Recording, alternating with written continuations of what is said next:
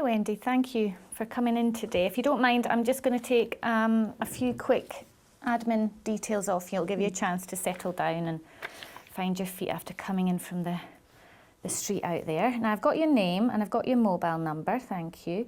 Can I ask you for an emergency contact number? This is someone that, were you to collapse in a heap on me and you couldn't speak for yourself, that I would contact to find out about your medical history and to get you help and so on.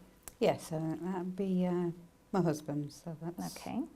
01543. Okay, thanks for those, Wendy. As I say, I'll only contact Alan if, for any reason, you're not able to speak for yourself and we need to get you medical help.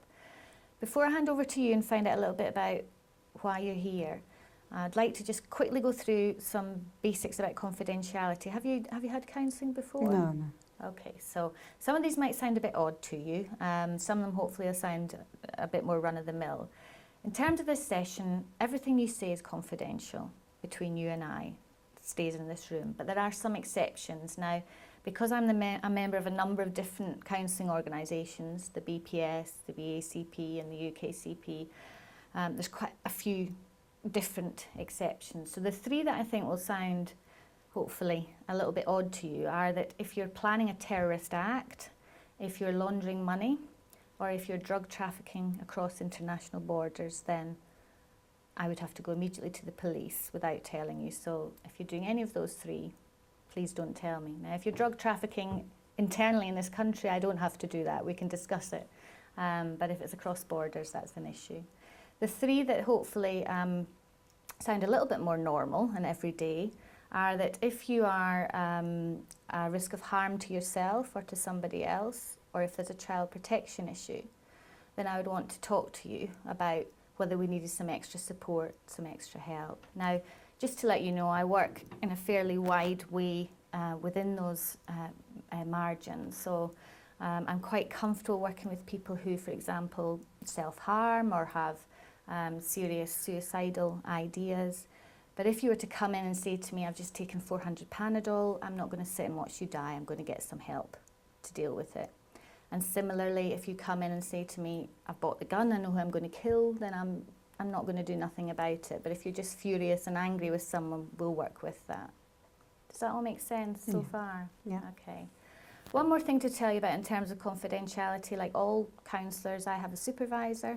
And my supervisor's name is Alison Smith, and she is based in Sydney in Australia, and we do our supervision by Skype. Mm-hmm. And if we continue to work together and we get stuck on something, there's something difficult that we can't work through, I might go to Alison and say, you know, I have the client, her name's Wendy, first names only, can you help me? You know, what might I ask, or what might Wendy and I think about? And I presume you don't know Alison in Sydney. It's a small world, so sometimes... No. Okay. That's really all about confidentiality. Do you have any questions before we start, Wendy? I don't think so, no. Okay. Fine. Why don't you start us off then and tell me a little bit about what brings you here today? Well, I suppose it's a bit of a long story and I don't know where to start really, but what happened was I've been having quite a bad time at work recently, and Right. so it ended up that I got incredibly upset and I ended up walking out, you know, which is ridiculous, I know, from work. I walked out and just went home and thought, you know, I'll just have a day off sick and perhaps things will get better. But I just couldn't go back to work. So I went to my doctors and said, you know, I just don't know what to do. I feel so awful. It's like almost having flu. I mean, you know, I wasn't physically ill, but I just felt so bad. Right. And exhausted and dreadful. So he gave me a sick note. When was this, Wendy? It was about 5 weeks ago. Okay. And he said, you know, just take some time out, you know, and perhaps you'll be okay. And anyway, so I haven't been in anything really. Just been sat Sorry, at can you home. say that again, Wendy? I missed a little bit I of haven't that. been doing anything You at haven't been home, doing anything. really. Right. I just kind of escaped into reading all day, you know. Right. So, you know, my husband's been really good and supportive and everything, but I just cannot seem to get back to work, you know. Okay. So then I went back to the doctors and he suggested that maybe counselling might help, so I said, yeah, I'll give that a go. Okay. I didn't want medication, so You didn't want medical? no. Right. Okay. And how did you feel about the counselling option? Well, I thought, you know, I don't know what to expect, but, you know, it makes sense to me to, you know, maybe to have somebody that's not involved to think about things. Mm. So, made some sort of sense, I guess. Okay. Can you tell me a little bit more about the events that preceded you leaving and walking out of work? Well, it's been, I suppose, past 2 years really have been incredibly difficult at work. We've been under an awful lot of pressure. What do you do, Wendy? I'm an office manager, Right. and so, you know, there've been lots of rounds of redundancies and lots of rounds of, you know, not knowing whether we're going to get any more work, and so, which, you know, I thought I was kind of handling, you know, it wasn't a problem. But what was difficult was my manager was behaving really awfully towards me, and Right. and Can you define awfully for me? well, she was just taking things out of perspective, what things I'd said, and she was even making up things that I'd never said and telling other people, and then I'd find out about it later on, you know, really Right. stupid things like, oh, so-and-so says you don't like me, you know. Mm. And it was really hurtful, and I got to the point where everything I was doing, I was kind of double checking. I was thinking, should I be saying this? I felt as though nobody else really trusted me anymore because of what she was saying. Right. So it got really tense, you know, and I've never been one to take my work home normally, but I was going home just in bits and thinking, Right. what can I do, you know? Mm. So, and it's just got progressively worse, you know. And this is over what period of time, Wendy, that Say this happened? probably about 2 years. Right. And yes, you said 2 years, so Mm. getting progressively worse over that period. Mm. Mm.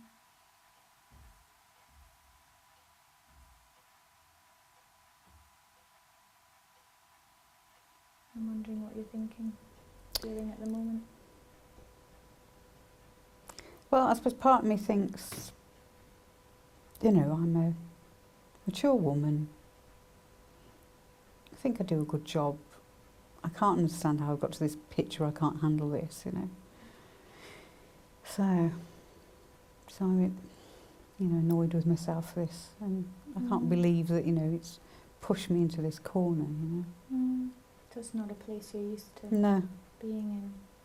Tell me about the Wendy before all this. What does normal, competent Wendy look like?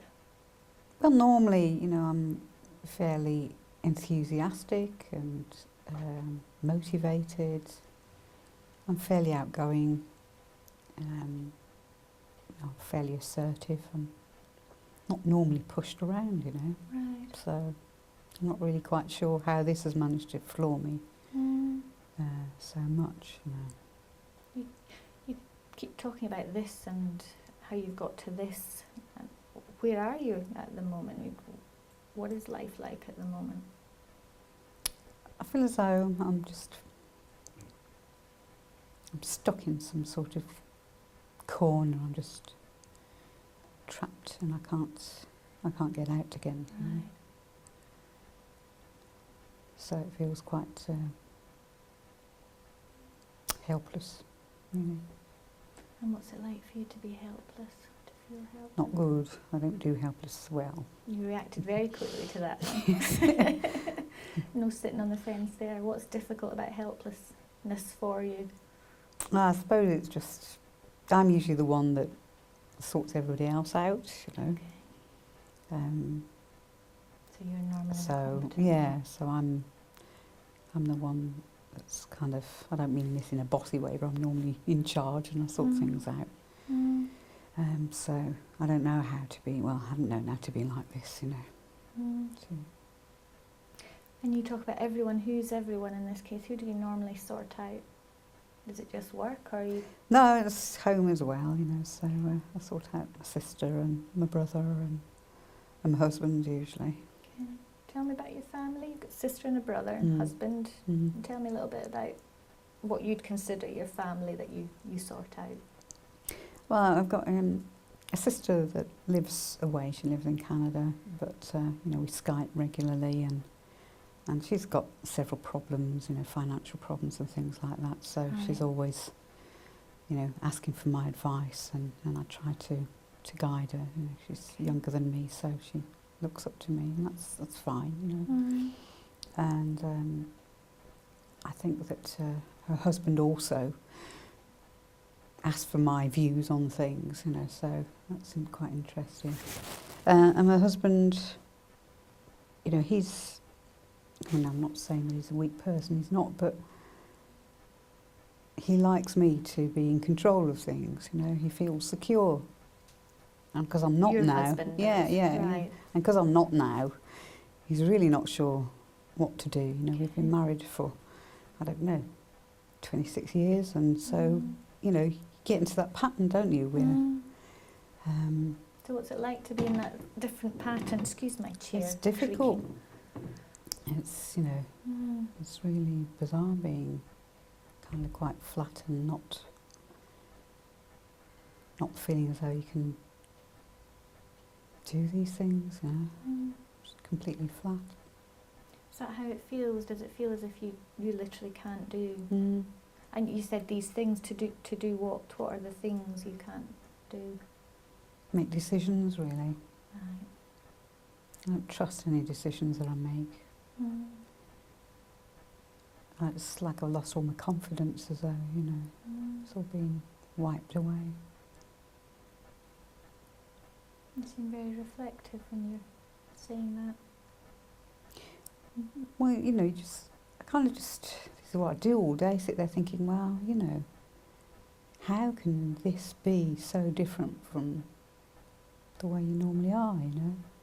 How can one person, because that's how it seems, just devastate? It's really sort of shook my world, you know? It's interesting, Wendy, because you said how can one person, as you say, turn your world around and turn you into a different person. I was wondering as you were speaking if there were any other issues going on during this 2 years, outside of work or in work. Well, that's what I was trying to think, you know, maybe that's like the straw, if you like, you know. But I just can't really think of anything, you know, nothing dramatic's happened. Okay. I suppose that's what I do all day, think, well, there's got to be something else then, you know. Even thought at one time perhaps it's physical, you know, perhaps, you know, there's some hormonal imbalance or something, but Right. I don't think so. You know. Did you have any? Did Yeah, you check that out? they've done some blood tests and things, because I thought, you know, maybe, you know, I have had, you know, some sort of issues in the past with, forgot what the word is now. Take your time, it'll come to you. Yes, it's just gone out my head. It'll come Lack to of red blood cells, anemia. Anemia. So I've had that in the past, so I wondered whether that returned, but it's fine. So basically what I hear you saying is that you felt so out of sorts that you actually thought there was something physically wrong with you, because it just felt so different for you, the place that you're in. So what would you like to achieve from this process? Well, I just wondered whether it would help to kind of have somebody else that's not involved in the situation to kind of think about, am I getting this all out of perspective? Am I, taking this all too seriously, or, just sort that out, because I don't really want to keep talking about it at home all the time, and I certainly don't want to talk about it to my sister. She's not enough on her plate, so when the doctor sort of said, try counselling, I thought, well, it does make sense to go and see somebody that's not involved, So would I take it from the fact that you don't want to talk to your sister, and that part of the old Wendy wouldn't talk to other people? You wouldn't rely on other people or lean on other people? No. Okay. That includes your husband? Yeah, probably. Okay. So you really have been the strong one. So this process might give you an opportunity that you don't have outside of the room. Yeah. Is there anything I could do that would completely put you off the process? Anything that would horrify you? Sometimes people come to counselling for the first time and have all sorts of preconceptions or ideas as to what's going to happen. So I'm wondering if there's any concerns or issues that you have. No, I don't think so, no. I don't think I've got any preconceptions. I mean, having said that, there was a TV programme I was watching. It's trouble when you're at home watching daytime TV. And they shown this clip, and there was a counsellor on that, and Right. she kept on saying, I understand how you feel, and that really... Okay. I'm thinking, no, you don't. It's all right, I don't do any of that That's woolly all right stuff. then. We're okay. Okay. So you don't want me saying I understand how you feel? Or You might do, but I'll tell you what, we'll do a deal. I'll only say it if I really do feel that I understand how I feel. Actually, on a serious note, one of the things you'll find with me is I'm going to ask you what will seem like stupid questions at times, because I don't want to make assumptions about how you feel or what you're thinking, because it might be tempting for me sometimes. So I will keep asking and digging so that we try to get to the bottom of how you're feeling, because that's my job, to find out what you're feeling and to help you put the pieces out on the table and sort them out. How's today been for you? How's the session been? It's been okay, it makes sense, and